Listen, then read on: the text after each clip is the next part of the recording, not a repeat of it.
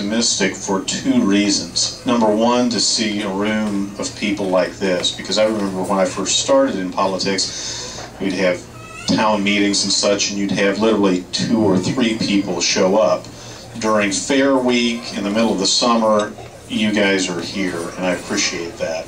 There's another reason for optimism. I saw a poll number the other day that said that 13% of Americans felt that things had gotten better under President Obama. And the reason I'm optimistic about that is considering that 49% of Americans paid 0 income tax, that means 36% of the people who paid nothing still aren't happy.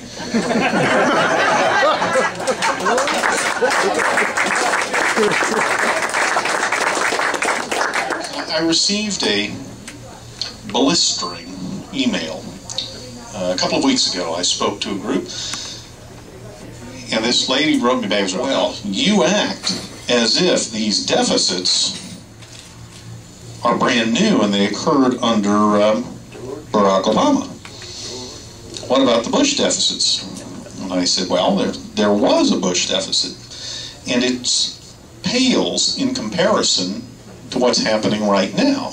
And if you look at any objective measure in terms of your personal household debt related to the national debt, if you look at it as a percentage of gross domestic product, it's skyrocketed.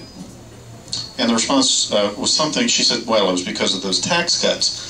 And I'll have to take a look. I've got it sitting here. It was in the Wall Street. I don't know if any of you saw it. This was last week. A guy from the Heritage Foundation said that John Kerry had blamed tax cuts for having taken a $5.6 trillion surplus and turning it into deficits as far as the eye can see. Well, the $5.6 trillion surplus never existed. It was a projection by the Congressional Budget Office in January 2001 to cover the next decade. It assumed that the late 1990s economic growth and stock market bubble, which had already peaked, would continue forever. It assumed no recessions, no terrorist attacks, no wars, no natural disasters, and that all discretionary spending would fall to 1930s levels. So the next time somebody tells you, well, the Congressional Budget Office says, you keep that in mind.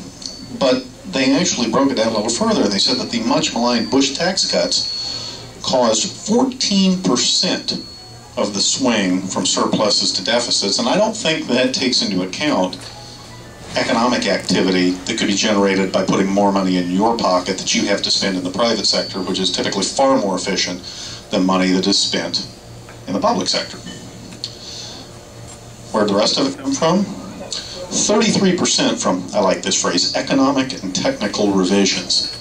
That means they didn't project the fact that we'd be in the worst recession since the Great Depression, but it's just an economic and technical revision.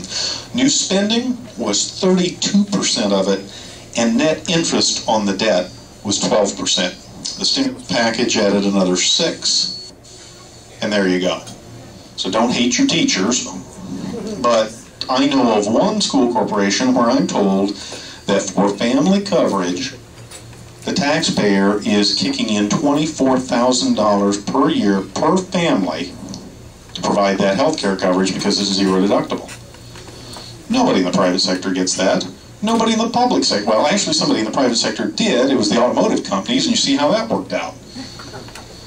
Nobody in the public sector gets that, and the only thing we're suggesting is that in order to keep people employed, in order to drive dollars to the classroom, we ought to look at ways to save money, and this by bringing the teachers into a larger pool and asking them to make a contribution for their insurance that is comparable to others in the public sector and the private sector that will be able to keep people paid without raising taxes. That hadn't gone over very well so far, but we're going to continue that discussion because we're going to have to continue that discussion.